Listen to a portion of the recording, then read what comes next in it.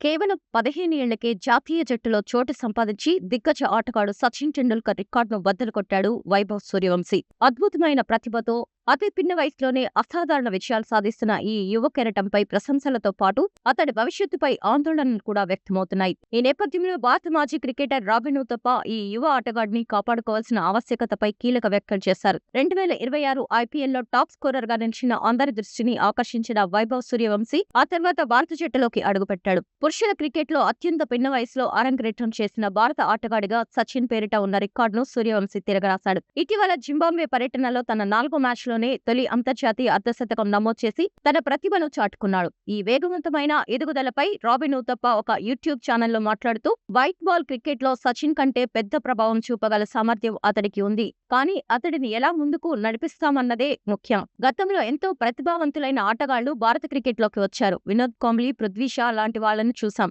17-18 ఏళ్ల వయసులో వారు ఏమవుతారని అందరూ అంచనాలు వేశారు. కానీ అకస్మాత్తుగా వారు దారి తప్పారు అని గుర్తు చేశారు. వైభవ్ కు ఇదే మొదటి పరీక్ష. ఇప్పుడు అతడికి 15 ఏళ్లు. మరో 5 ఏళ్ల పాటు అంటే 20 ఏళ్లు వచ్చే వరకు ఆటపైనే పూర్తి ఏకాగ్రతతో ఉండగలడా? అతడిని చూసుకోవడానికి చాలా మంది ఉన్నారు. కానీ అతడు ఆటపైనే దృష్టి పెట్టాలి. అతడు అన్ని రకాల ప్రకటనలు, డీల్స్ తిరస్కరించడం అభినందనీయం. 18 ఏళ్లు వచ్చాక అతడికి ఒక పురుషుడిగా చూడడం మొదలు పెడతారు. అమ్మాయిల నుంచి వచ్చే అటెన్షన్ కూడా పెరగవచ్చు. అది ఆటగాళ్లకు దారి మళ్లించగలదు అని ఊతప్ప హెచ్చరించారు. అంతేకాకుండా వైభవ్ ను ప్రస్తుతానికి సోషల్ మీడియాకు దూరంగా ఉంచడం ఉత్తమమని ఊతప్ప సూచించాడు. ఈ కుర్రాడు క్రికెట్ కోసమే పుట్టాడు. విరాట్ కోహ్లీ విషయంలోనూ మనకు అలాగే అనిపించింది.